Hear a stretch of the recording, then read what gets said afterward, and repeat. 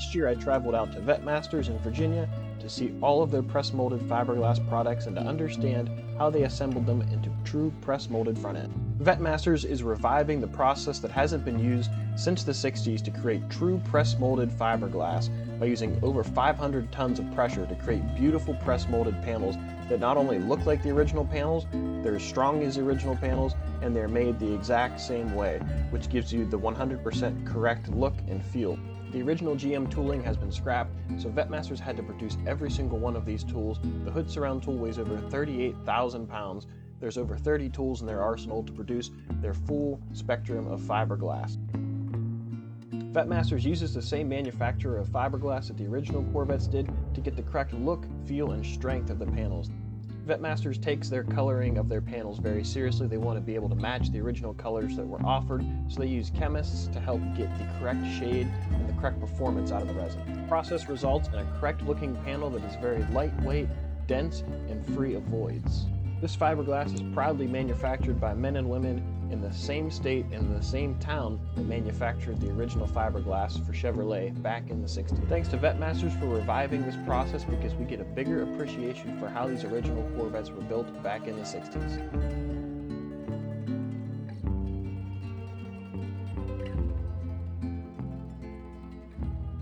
We're in Asheville, Ohio, probably within 3 miles of where all these panels were originally made.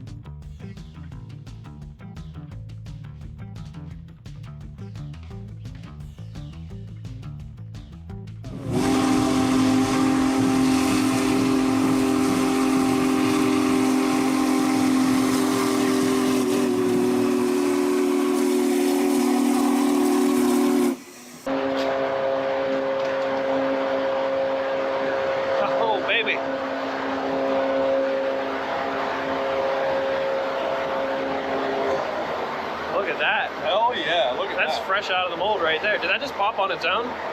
Yeah. Wow. Fully automated press. That's cool.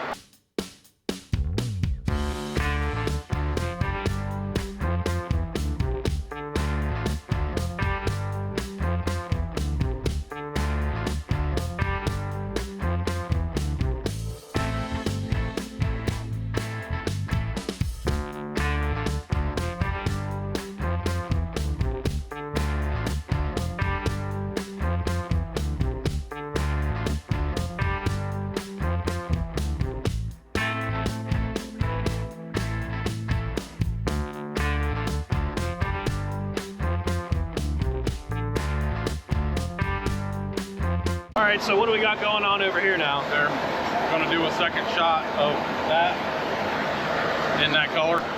This is all the resin here? Yeah, that's resin with tint. With tint, okay. Resin with tint. First of all, she's going to measure it out. Then she'll filter it all. Okay. After it's filtered, she'll put release that makes it pop out of the mold. Okay. Little tiny amount in each. Okay. And then this then she'll harden it. Once she hardens it, it's go time. You know about how much time they have? You watch how fast. Watch how fast they move. They move fast enough that they know their time is limited. Yeah. They're in second gear right now. They go to fourth pretty quick. Okay. So then there's no actual like gel coat in this, right? This is all just resin. Gel coat was manufactured by experts, and everybody in the business bought that. But Chevrolet original panels never had gel coat on them on either side. This is the plant manager right here, Ray. How you doing, Ray? Mitch. Nice to meet you. Good to meet you. That's an awesome color. Yeah, that color looks spot on. It looks like Hampton in waffle mix. It does. It really does. Pick it up and smell it. It's probably not a good idea. The people at home don't have smell-o-vision, so they're not going to be able to experience the full effect, but they have to use their imagination. Now she's straightening. Any imperfections removed in this stage. And she'll get ready to harden it. Okay. Then it's fun time.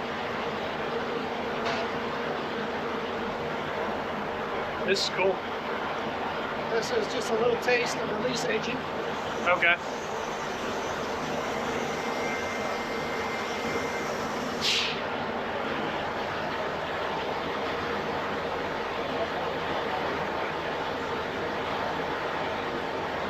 That's a special formulation for parts that are going to be painted. Okay. So it has to be compatible with paint then? With automotive, yeah. Okay. This is Jack right here. You might remember him from the assembly video you did. Yes, sir. Yeah. He's the young blood. That's good. We got to have more guys like our age in this, keeping it going, carrying the torch. The hardener. This is what you're picking up here. This is where it gets fun now.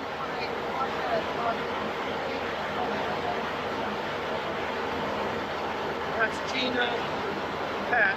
Okay. Stuff up.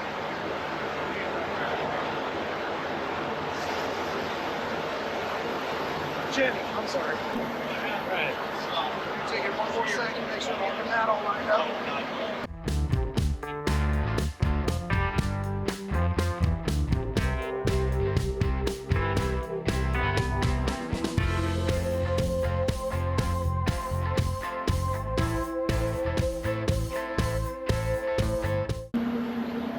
That thing moves quick, holy crap.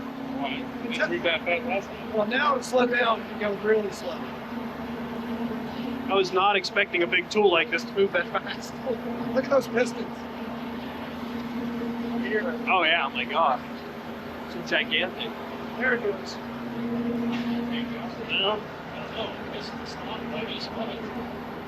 Alright, so now she's in the oven.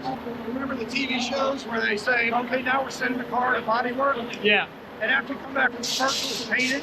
That's right, when we come back from commercial, we'll have a hood surround. Yeah, let's surround.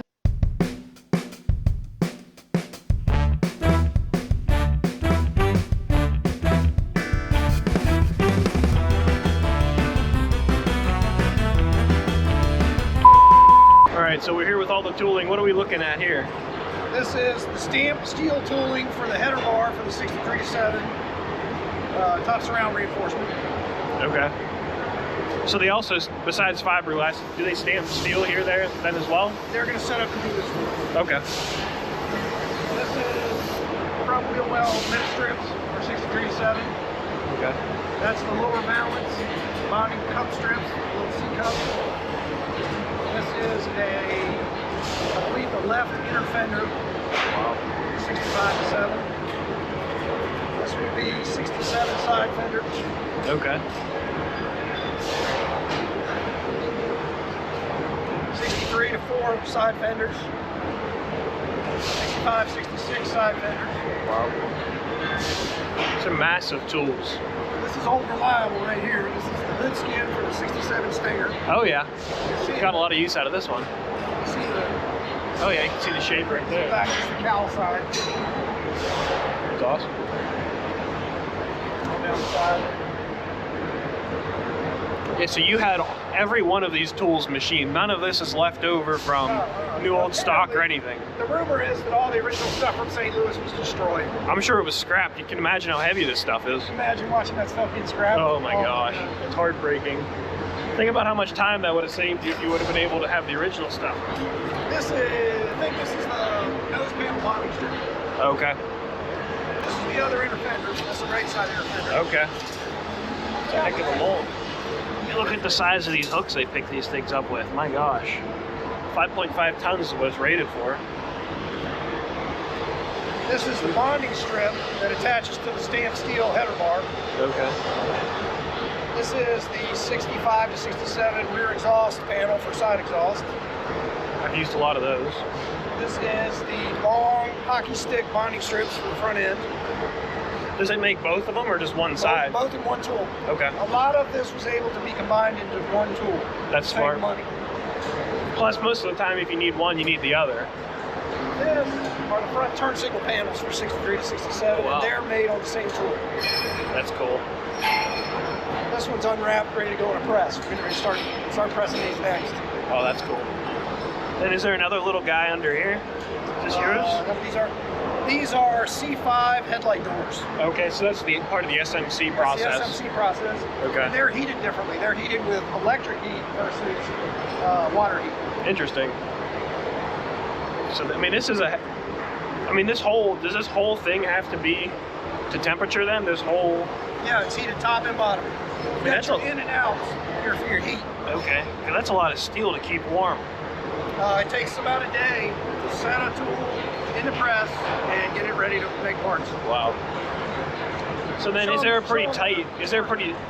forklift's ridiculous. Is there a pretty tight window on temperature? Yeah. Oh my gosh. This all had to be rediscovered because we didn't have the original process. This is a forklift and a half. I mean, you can put a bench seat on this and ride with all your guys on this thing. That's wild. This is cool to see all these tools lined up. It'd be really awesome to see them all opened up and getting prepped. So I guess they run these, we'll walk down there, but our two presses, those are the presses that run all of your tools then. Well, I'll show you. 66, 67 nose panels. Oh wow, there's a ton of them in here. Yeah, look at the detail on those. All these little tabs are detailed. All the nice sharp edges. For a 65/7, we'll remove these. Okay. Here's your paintable surface. That's awesome. Yeah. That's your factory surface. Yeah. That's the look that you want. That's the look. Especially on this part. I mean, this is one that you'll be able to see. Right. And so these are these all black then, or these are all black? Yeah. This a whole nother box full of them too. Then here's the tool for them over here. It's like they don't have a part in it now, getting ready to prep it. You can tell these guys, tell them they're our chemists. They're okay.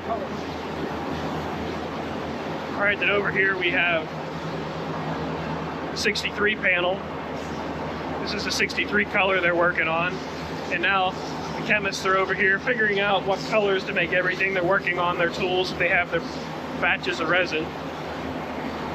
This is the correct color for early 63. Yeah, that turned out nice. The industry calls this white. I call it light yellow. Yeah, it's kind of like an ivory beige type color more than white. This would be correct for all C1 and very early 63. Okay. Yeah, that turned out nice.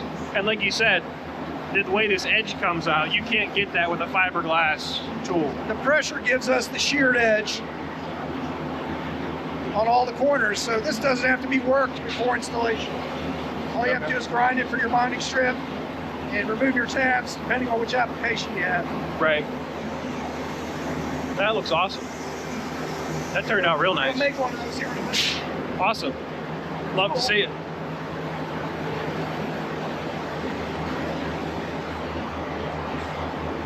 See, it's highly polished. Oh yeah. It's a beautiful surface on that tool. If you can, I don't know if it shows up on the GoPro, but it's awesome in person. I was curious to know if it had dowel pins to help locate the top and bottom. Yeah, everything's lined up. Yeah. Very highly machined. It looks like there's, so in this one, would they also dump the resin right in the middle, or did they put a charge in this one? Just like the Nolan Avenue. They lay out a material, mix the resin, they add the hardener, pour it in, just like you make a cake. Okay.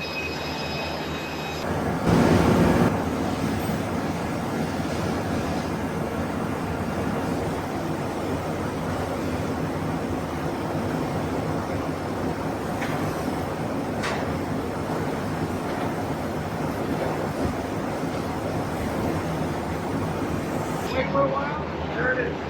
That's cool. Now, how big is this press that I mean, this is a gigantic press in itself, which is small compared to some of the other ones that are here, but this is still a heck of a press. It would be really interesting to know what these made originally. Right. I'm sure they've seen quite a few different pieces over the years. This is what we're working on right now. This is our early to mid 66 gray. That's an awesome color. So this is one. Is this one of your parts that you made before, or is this? They made this yesterday. They made it. Wow. That looks really nice. We're happy with this color, so this formula is going to be used for all our 66 fronts, Okay. all our 66 glass. Because there's what, four colors, really? What they're working on now is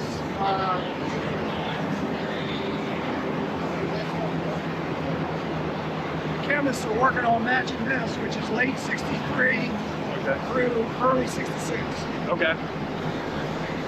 Yeah, my car has, most of my car is this color. I remember this color really well, and this is a really nice match.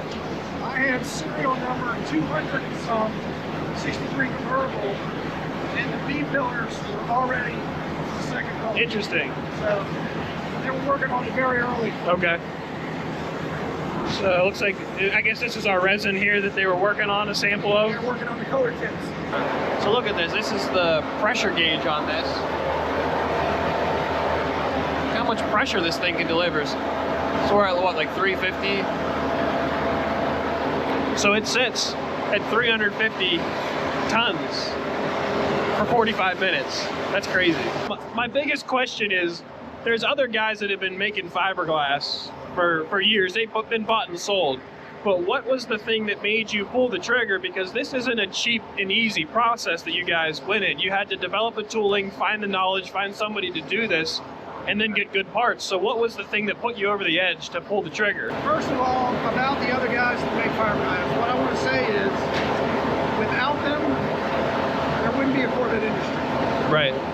Heckler started it first, I think, in the 70s, and the other guys that came on board have made parts, lots of parts. Right. And they're not the same process as GM, but they work. And it's allowed the market and the industry to be nourished. Right. To keep it going. If you didn't have these parts, It's allowed cars to continue to be fixed. our mission statement is basically to do things the right way, the best way we can. And for us, making the fiberglass the way General Motors made it was the way to do it. That's awesome. And, it's a very expensive process. Probably doesn't make a lot of sense business-wise, but we really love the cars. We made it the way it was originally made because that's the only way that hasn't already been done. Right. Once you study this process, you come to the conclusion that GM did it this way for a reason. They had unlimited resources, and they were making 121,000 mid-years. So it made sense to spend the big money. For us, it didn't, but now we have the right part. And we're very pleased about that, and we're excited about it, and we appreciate your help, Mitch. Yeah, absolutely. Getting it out there, and letting people know what it is, how it's done, and where to get it. Yeah. Oh, I can't wait to see what this thing looks like whenever it comes out. It's almost time. 45 minutes later. So our hood surround should be getting ready to release here in the next couple seconds. They have this thing timed out to the second. So as soon as it's done, the press will start to lift and release the part.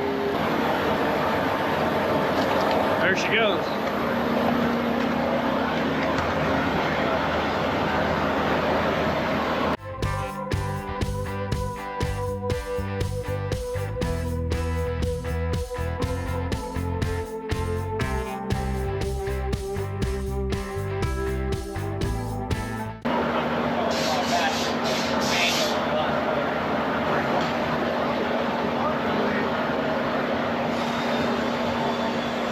Good.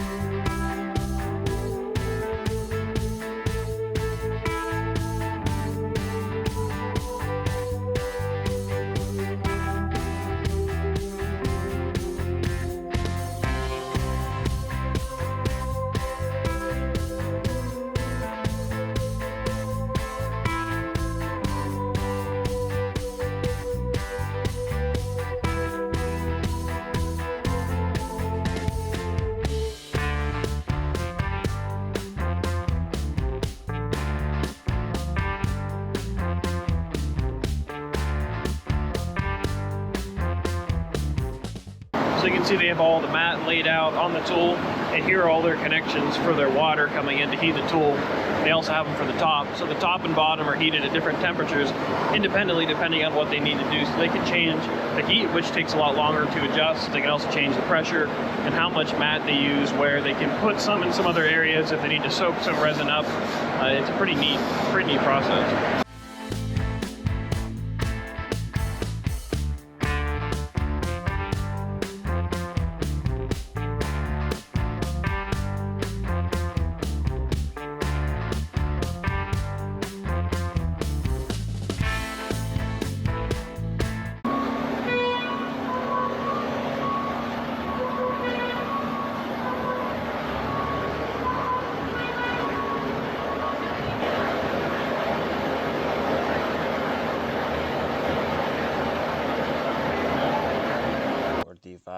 Minutes later.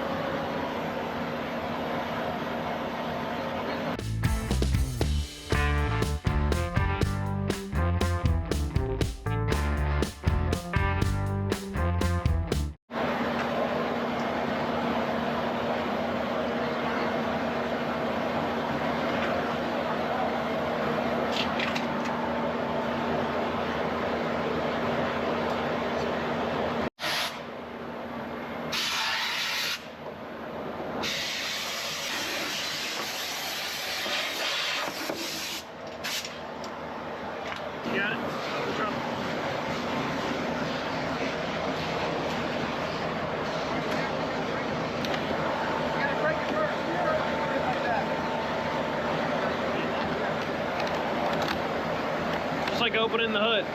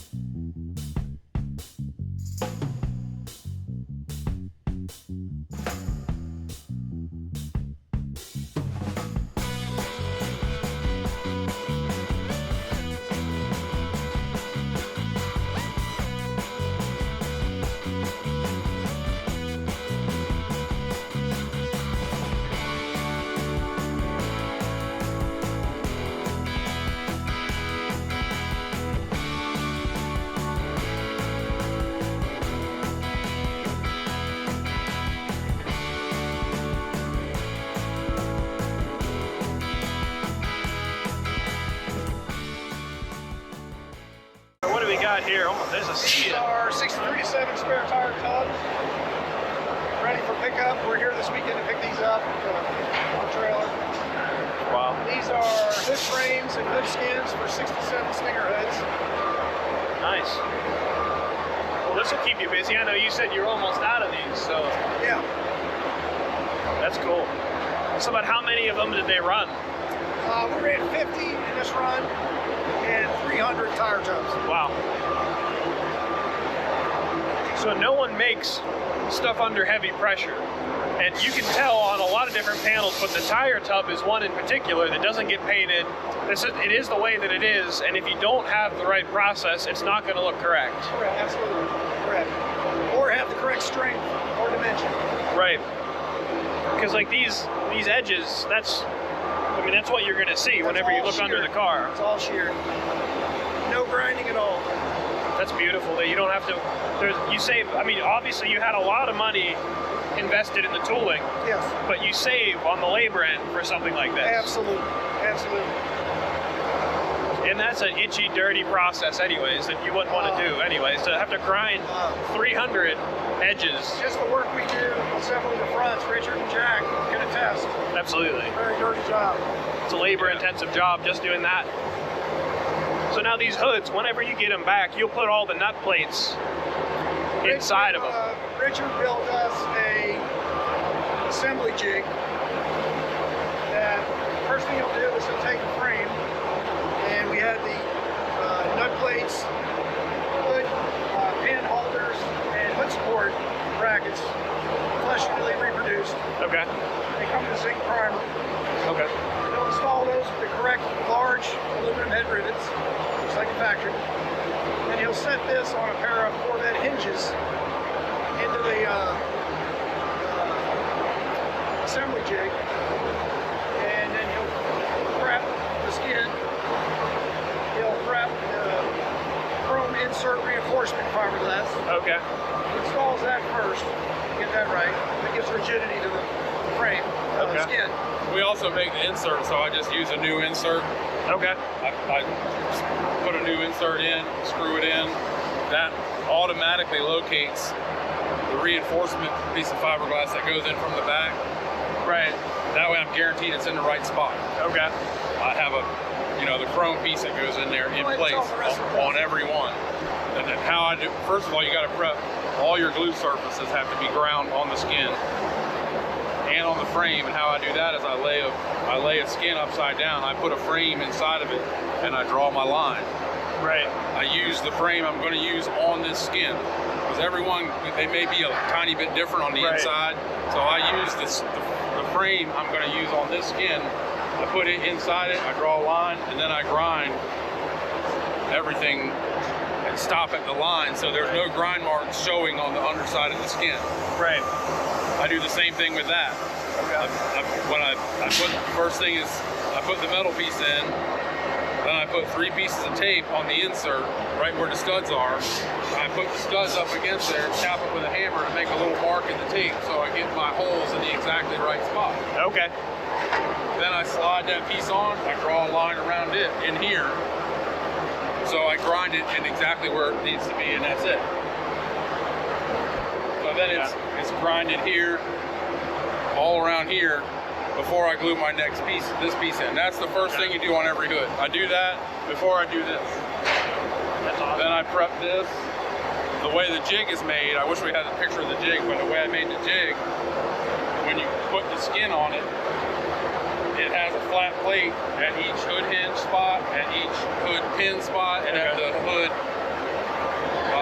prop spot. There's a flat plate that when it's all ready, you lay it out, you drill your holes, you get the plate in the right place, and it has a place where I put the rivets in, and the rivets have a flat plate that they sit on. So you'd be looking at it just like this in the open jig. Okay. The half that's that is metal. The half that this sits on is I made out of wood. Okay. So that I made it out of a really low mile, 400 horse, 67 hood. That's how I made the jig to start with. Then this piece gets the metal piece. You put the metal pieces in place. You tighten everything down, tight as it'll go with the rivets in. Then you put your metal on and you swag it. Then it's ready. Okay. Once I've got the 5 metal plates riveted in that frame, now it's ready to glue. Gotcha. And I got the jig, that part folds onto this part with the frame attached. Okay. And it's got 2 little turnbuckles here that I tighten it with. So that way you get the same part every time, it's nice and tight. And then I use our hood to build your front end. to build my fronts. Which is all drive back to an original 67 hood. So this... Well, I've had guys, the guy that's on the front from Carlisle, he brought his own hood. Okay. And it's exactly the same That's awesome. shape as our hood. When we started this project, it's the first part we made. Okay. We used a 67, 427, 400 marble maroon hood with original paint. Oh, wow. That's our sample. Your sample, you don't skimp on your sample. Your sample either has to be NOS Right. or original perfect sample. That's what we use for this. Another benefit of the high pressure is this depth of lip. That's going to show us the rest of what's ready in the other building. Okay. See this depth of this? Yeah. You only get that with high pressure. Okay. That's awesome. That's a super nice finish, too. There's that lip he's talking about that goes the whole way around. That's our look right there. Yeah. That's awesome. That's a really nice part. We love it. Best looking hood ever made. in the history of the automobile. I think most people would agree with that. I'm tied between this and the 65 and 6 big block hood. Yeah, I like them both. I like them both. Corvette has something for everybody. They do. Always has. They do. Always has. So that's awesome. This is probably the #1 hood that you see people put on non-67 big blocks. I mean, 63 and 7s. Right. Yeah, they'll fit any of them. Let's go look at the rest of this inventory. Cool. Everybody that works with me is a Corvette guy. Yeah. We are. We love the cars. We own the cars. We drive the cars. We collect the cars. And we always have. My mom and dad gave me some very good advice when I was young. They said, do something you enjoy with your life. I listened to it from that point. That's good. And that's what we've done. And I'm blessed enough to have Richard as my right-hand man. Jack is my right-hand pinky. It's nice to have young blood coming in. Very nice. He's very enthusiastic. He comes from a Corvette family. His dad made a living on Corvettes. We have 2 more people. We have Bobby, who does our windshield frame assemblies. We have Brittany, who runs our office. And basically, Brittany turned us from a bunch of guys who love Corvettes into a business. That's cool. In the later part of our career, when we started to manufacture parts, it became a relief that we were finally able to start contributing to Corvettes instead of taking away from them. Gotcha. Because anybody that starts in this business starts with selling parts. And we buy a wrecked Corvette, instead of fixing it, we take it apart and sell the parts. Go to Carlisle in a pickup truck. Yeah. And now we're contributing to the car we love. Okay. I'm a Christian. We have a Christian company. We have a company scripture. For God sent not his son into the world to condemn the world, but the world through him might be saved. That's John 3:17. Okay. That's your eBay store. That's my eBay store. And we're just blessed. We live in the best country. We get to play with the best United States car ever built. Yeah. And we're enthusiastic about it. And we want to glorify God in the process. That's exciting. Yeah, that was my biggest interest, because I watch a lot of the other companies that make fiberglass don't necessarily advertise their full process. And I know some people that went to those facilities, they wouldn't let them take pictures or record, they show them certain things. But Dynamic Corvettes is one of the companies that has a YouTube channel that shows you how they do it, why they do it. And I think that's really important to show people why you're doing something. If you're trying to sell it to them and you're trying to show a quality product, you may as well show how it's made. It's one thing to say we do it exactly like it was, but anybody can say that. Right. We don't have to say it. It's right here. There it is. Which, I mean, this is probably the first time that this has been recorded. I mean, there's no footage that I've seen from the 60s. There could be something in a GM archive, but this process may not be recorded at all. That would have been amazing to see.